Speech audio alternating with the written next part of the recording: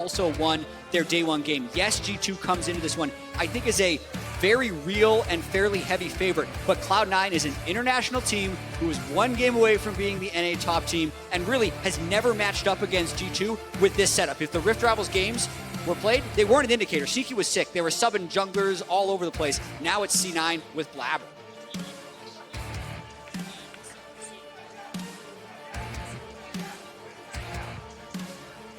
All right, well, picks and bans come through. Syndra banned away from Perks. The Yasuo dropped off here as well, but they left up the Qiyana. This is something that we heard from Doublelift earlier in the day. It's a risk to leave up the champion. That one nearly punished them, Team Liquid, back a while ago. But this time around, Qiyana comes in.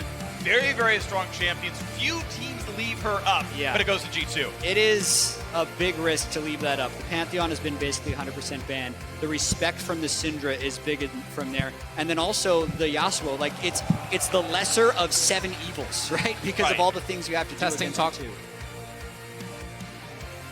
All right, I think I'm back, guys. Good stuff. You're back. Welcome. All right, so Cassiopeia. What have I missed? Elise comes in as well. You're seeing Qiyana get first pick here for G2, and very interesting picks though. Cloud9 get a great early aggressive jungler for Blabber. I also love every time the Xayah is available for Perks. This is one of his most comfortable champions for sure. The Zyracon power duo for these two players. And Perks plays Xayah and just marks it in a very different way. He puts so much resources onto him in the mid game, farming multiple lanes, farming all the jungle camps, that he almost always has a level lead. And that's something you have to watch out for every single time you play against G2. And one thing that I feel like G2 is best at is pressing the go button at the right time, and they have given themselves so many tools to do so. The Qiyana plus Zyracon, that can basically instantly delete pretty much any champion that C9 now has if they pull it off. So pretty devastating pick so far from G2. So they can get counter-engaged though. Tristana, of course, good at laning in most matchups, right? Being ranged, of course, helps. The push, of course, helps. And if someone comes in, you can bust them right back out with maybe not enough tools to reclose the gaps. That'll be fun to watch for. Tristana tends to be a mid laner nowadays, but she can still be moved around because Cassiopeia tends to be a mid laner in general. Yeah. Can be moved bot. Of course. You can definitely see a Cassiopeia bot against Rakan as well. Pretty risky if you get engaged on, but the miasma could be used to his advantage. Regardless of where those two champions do go, I am personally expecting to see Qiyana flex into the jungle here for Jankos. Qiyana can sometimes struggle in these early laning phases against the all-in power of a Tristana or a Cassiopeia, so those levels 1 through 3 can be very, very volatile. So I personally would like to see Jankos pick that up for himself and then get Caps a strong matchup that can be favored in the Cassiopeia or Tristana in the mid lane. Veigar ban coming away. Pretty important one there, of course. Very good at stopping engages. G2 wanting to make sure that their engage can come through. Nautilus, no surprise into the Rakan matchup. That was almost always the expected support down there for Zeyzal. As Zoe comes through, almost certainly in the mid lane, but I've actually still seen bot lane Zoe played here before, and as the Vladimir comes in, of course, we're expecting Xayah Rakan down the bottom lane, but you never know for sure, regardless, Qiyana and Vlad and Zoe, meaning it's the Qiyana jungling. I really like this composition coming through from G2, in particular the Zoe pick right now, because you see Cloud9 with the Cassiopeia and the Tristana, you have consistent DPS from range scaling into the late game. So now G2 with the Zoe can actually outrange that, have incredible poke to lead up into these fights, when then you have the wombo combo, all the damage of a Vladimir layering on top of a Qiyana and this Xayah. So G2 have a lot of different options here in this match. Also seeing the Aatrox coming through for Licorice. This is something that we saw Impact play into Nagari's Vladimir. And even though the Vladimir farmed fairly well early, the Aatrox does have the self-healing and ability to build healing reduction later, so it can actually stand up to it in the side lanes. And we've got about 5 seconds to see whether or not Sneaky's going to be playing his second mage bot in 2 games. The case here, last second to come through, and it is going to be Cassiopeia in the bottom lane. So miasma to stop the grand entrance and even the shield backwards, of course, from Mickey X's Rakan. It works against 2 of the abilities there. Could be a lot of power. Well, keep in mind, the miasma was changed to have a much smaller minimum cast distance. So it used to be that if Rakan would just get inside Cassiopeia's range, nothing Cassiopeia could really do about it. Now, if that goes down as Rakan is entering, you absolutely block the exit. And you set up for Nautilus to put down all of his CC as well. So there's a ton of pick tools on the side of Cloud9, as well as those scaling DPS threats. This one is going to be a great one. G2 versus Cloud9. Let's get in the game.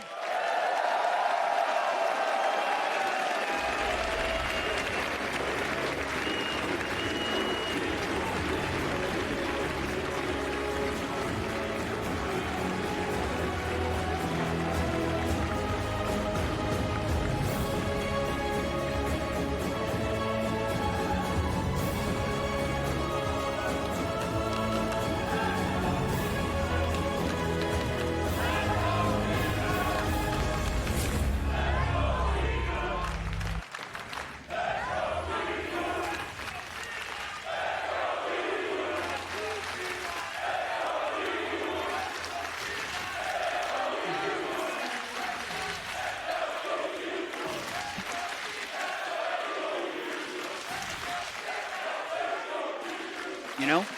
We're in Europe this year, Jat. It's fitting as well, as far as dueling fan chants, because they both have two-syllable names. I'd say it was about 80% G2.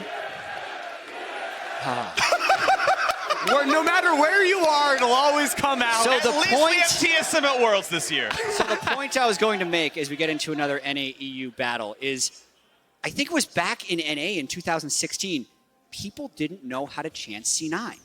They would try and do the same tempo as TSM, but it was a two-syllable team name and they just get lost. Cloud9. Yeah, it was like C9, C9, and then they'd either run out of breath or have too long of pauses. So we settled on, let's go C9, which is what we just saw for G2, which allowed them to duel. So even though they did the TSM chants, the fact that these are both two-syllable names makes me happy. It's a healthy duel of chants. That's nice. They're even one letter and one number. The symmetry is beautiful. But 9 is bigger than 2, but G2, meanwhile, taking their own red buff, getting the leash down there and heading into the bottom lane. There was nowhere to go with that one.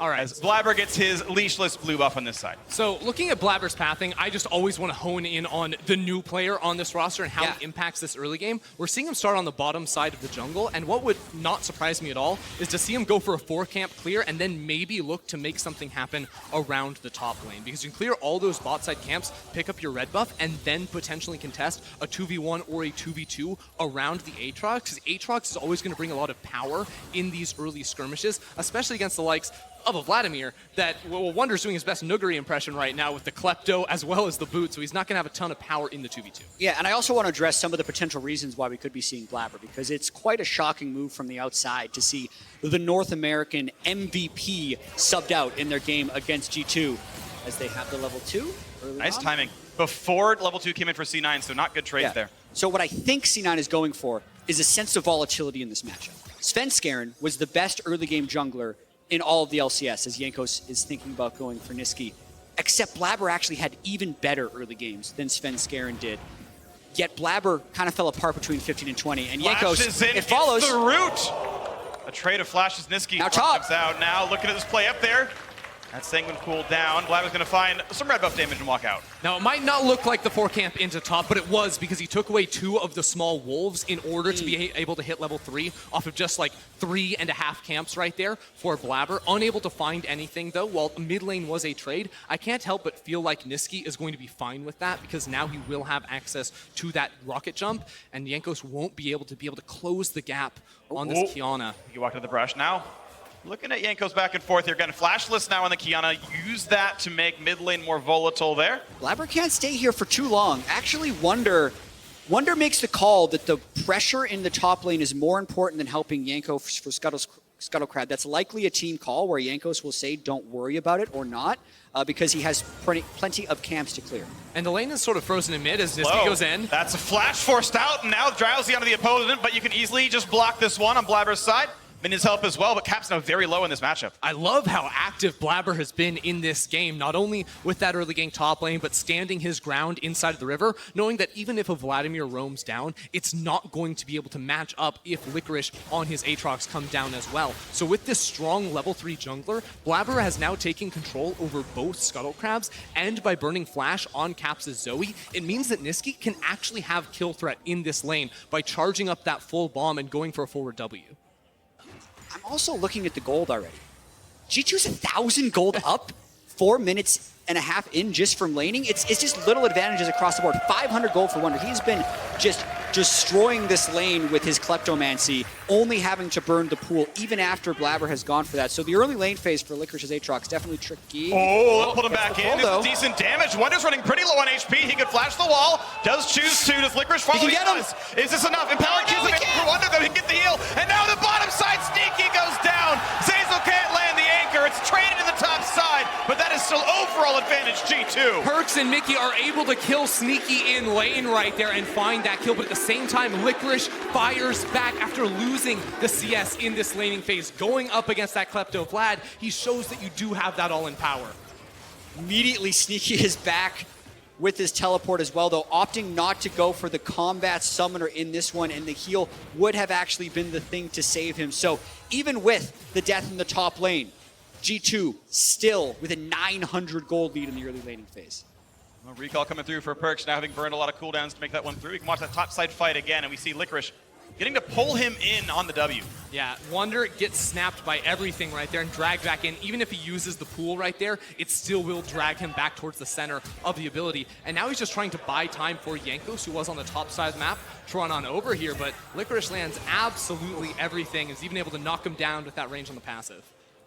Watching what happened in the bottom lane as well, kind of catching up since we were watching the beginning of the Aatrox play. Let's see how they end up pulling off this kill. It's just a straightforward engage on Mickey, but immediately on their power spike of the level, as soon as they both hit level 4, they know they'd win that all in. Extra stats and extra skill points. Yeah, Sneaky was also pretty low on mana there too, so it was always going to be hard for him to turn and hold his ground, regardless though he couldn't fire off any spells because he was very far behind. Now one thing that is quite interesting from G2, look at that, 3 Fairy Charms to keep the mana topped off in lane, does sell for a large amount of that return. I think you only end up dropping about 40 gold off of that purchase, but will mean that they can apply more and more pressure in these lanes and fire out their skills.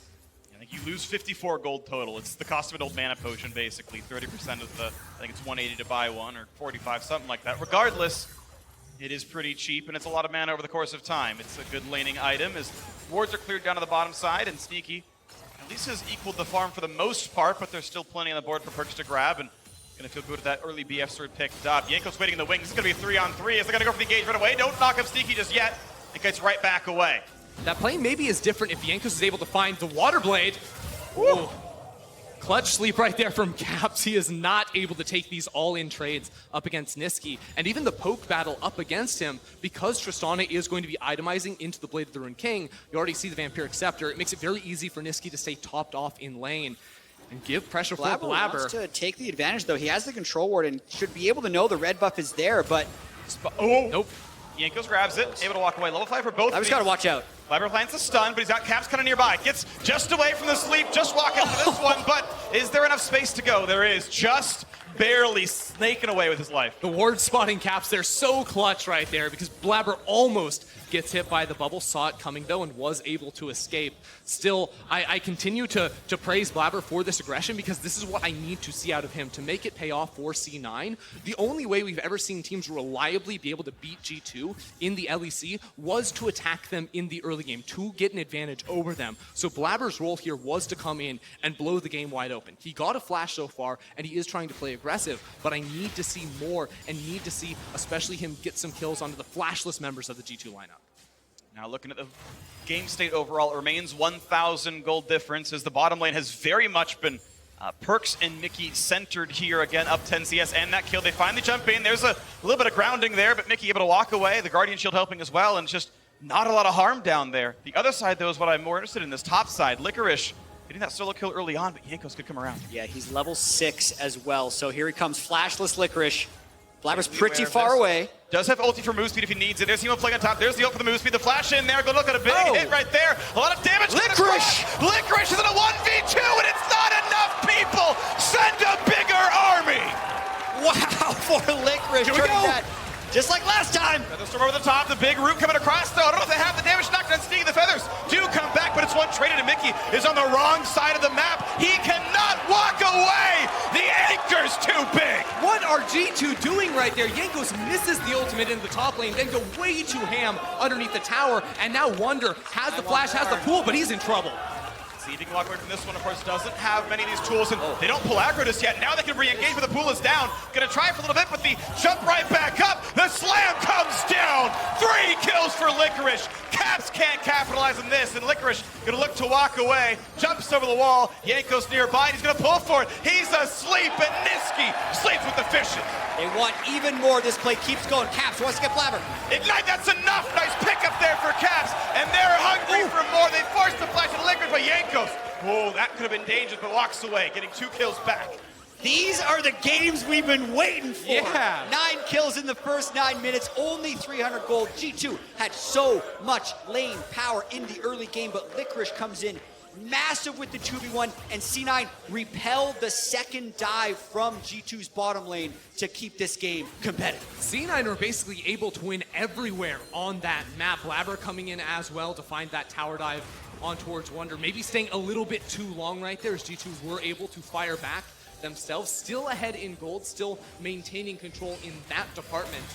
can't help but feel that once Niski gets some items, potentially try to run over. Sneaky's running out, just barely gets away from the feathers. Good damage across, but it's not going to be enough. Sneaky just cannot make these trades happen. G2 still strong in the bottom lane. 30 CS lead for Perks. Just dominating that 2v2 as Perks and Mickey did to most at MSI and throughout their time together. If they continue to aggress, though, as C9 is counting on it, C9 would be here. I'm still nothing but impressed by Perks as a player. The thought of him role swapping to bot lane to make room for Caps in the lineup, and yet he's probably the strong point of the team. They're going to pull in Mickey, but he gets away in time. The miasma's not there. Sneaky wasn't quite in range to cast the miasma and didn't want to throw a blank there, but that's a decent investment of time from C9, and it ends up giving them basically nothing. Both junglers are still sticking around Caps right here, and there's going to be a fight in the bot side. Well, not sure there's Elise to go, but she's going to find some damage back across. Does knock down Yankos, but a trade killer comes in. Sneaky's dead right away. The flash away, Perks knows to respect Licorice there. And a whole other game being played in the jungle as Caps nearly took down Caps this is still game. going. He's got a couple flashes. Trying to find him. Took the safe recall. That's smart of him to do. And C9's still going in here. Caps is full health in their jungle. And Licorice is about to run out of his. He's trying to run backwards. Look at Just Perks. barely going to go down to the feather store, but Perks, he's got backup. He's got shielding. Zazel's going to drop, and I'm not sure Blabber has the damage. Picks up one, but Caps has arrived. Puts the bubble down, gets stunned, but there's still going to be enough damage here, and the G2 army knocks down 3. It keeps looking like Cloud9 are winning these fights, but then against all odds, Perks and Mickey jump in for the 2 versus 3, win that fight, and the whole time, Wonder is just pushing up in that top lane, making back the gold that he lost after a couple rough trades against Licorice. 3 plates taken down to the top side. He's got to be rich right there. 103 CS, highest in the game. I mean, before that play, Wonder was down 500 gold. Now he's up 200 just off of laning up there against nobody. Seeing this fight one more time, it is Yankos jumping on towards Blabber, but Yankos is so squishy right now. Barely gets his ultimate off before he goes down. And now it's 2v3. This is where everything is won from C9, but Perks did not use his ultimate in that engage. Yeah, and Perks and Mickey, it's their time to take over this game after that fight because Perks ended up hitting a double claw on the backside. Watching this as well, Blabber is tracking Yankos extremely well, but Perks and Caps are going to be a problem. I remember Perks saying, I don't know, it was Perks or Caps. One of them said, I knew if I teamed up with the other person, it was going to be nearly impossible to beat us. And in this game, they need each other because their top lane's 0-2, their jungler's 0-3, and it's them with the huge bags of gold, and they're the ones that need to carry. And it's also C9 making some smart macro decisions right here because bot lane is getting absolutely hammered in that 2 versus 2, so they rotate up Sneaky towards that top side of the map. That allows them to pick up the Rift Herald, and then they can try to trade some plate gold. But it is Perks solo in that bottom lane, finding 3 turret plates for himself too. So as we mentioned before, Perks as a player loves just funnel so much money onto him. He has a 1,200 gold lead over anyone else in the game, and Wonder is number 2. Yeah, coming into the day, Perks was 11.1 CS per minute, which is the highest of players at Worlds. He's going to keep that up as G2 continue to match C9's pace. Takes a lot of damage. Oh, Yankos can't get over the wall. Takes a whole bunch of damage, and he's going to get slammed down. Some plates fall, but the bot lane turret already dropped. Now it's again Wonder, a bit against the world, looking around for his opening, gets knocked up yet again. There goes the Sanguine Pool. Caps across the wall now as well. The turret falls, the stopwatch buys some time, but there's still no way out for the Vladimir. Cloud9 do pick up 2 kills, but they again do lose that bottom turret. This is reminiscent to me of the way C9 tried to play against RNG last year in the group stage. They are just going so fast. And even though G2 is the best at matching people, Yankos and Wonder have been killed 7 times in this early game. And without getting a kill either, those two look absolutely flustered because in that situation, the top side of the map is the weak point for G2. They only had 2 players there underneath the tower, but as Yankos getting picked off one more time, as the rest of his team tries to come over towards him, they're unable to actually protect against that dive here. So G2 definitely need to be able to stop the bleeding on this top side of the map because if you look at it, I think scaling looks very good for them. Even though C9 do have some late game threats and range at their disposal, G2 have a lot of different options in the way they can approach this game in terms of pick, in terms of poke, in terms of team fight. Cloud9 found a small opening though. Into the mid lane they go. They trigger the demolish. 2 more autos and they're going to knock that one down. So briefly, a turret lead for Cloud9 and it closes the gold gap to 1,600. Make no mistake, G2 still ahead in this one. and they've got a very, very fed Saya, which means a lot. And also watch for Caps bubbles as C9 try and contest this next Drake. One good bubble with how squished some people on C9 are could make all the difference. And then on the flip side, see if Zayzou can get a good initiation, because G2 is also a bunch of squishy players. The one that we do need to keep our eyes on the most, though, as you say, is Perks. The most gold on the team and the most potential damage. C9 are just going to go ahead and give this one up, though, but Drowsy. Sneaky. Well, gets a bit of this down, but the Ignite is still on him. I believe he has just enough health. Should not burn down all the way, just has enough right there. He's fine. I thought the red was going to kill him. That would have been hilarious. He did lose the ultimate, though, and now G2 can siege mid lane. Big damage. Chunked there. Blabber going to stay alive with this turret. Is losing a lot of HP, and there's still 3 turret shots left of that minion, so they're going to knock that one down. Even though the bubble from Caps does not result into the kill on Sneaky, removing that mid lane tower from the game is going to be so pivotal here for G2. All of a sudden, much more easy for them to gain control inside of the enemy jungle. And whenever you have Zoe on your team, that's where you want to live, because you want to use the added range of those walls with your bubbles in order to catch the opponents by surprise. And all you have to do is deny vision inside of the river, and that leads to some very easy to execute picks. And G2 is moving around the map so quickly and so well right now, getting that top turret. And this is where I have questions for Cloud9, because we know Blabber's amazing early game. His weakness and C9's weakness with Blabber instead of Sven Skaren was the mid game here. So how can C9 stop G2 from just running over them between 15 and 25 minutes? So far they haven't found the opening yet. They're going to look for it, but right now this turret's down to about 1/4 HP. And again, the poke lands into the dive. This could be so great for G2. Across the wall they go. 2 kills picked up. 1 traded back, but it's a 3-for-1. Cloud9 cannot stand up to G2. Have an answer about how C9 is going to do it. They're not. They're just going to get dove by G2 as 5-man strong, crush through them in the top lane. How many teams, though, would actually look for that dive? 17 minutes into the game, it's a 5 versus 4. That's just a 1-player advantage, but they see Licorice in mid lane, and that's where so much of the gold for Cloud9 is. Niski and Sneaky just do not have the firepower up to compete against it, and you see the Hemo play go down onto multiple members at the start of the fight, then the flank from Jankos. Just that damage amplification from Vladimir is devastating. And the instant the miasma expired, G2 went in.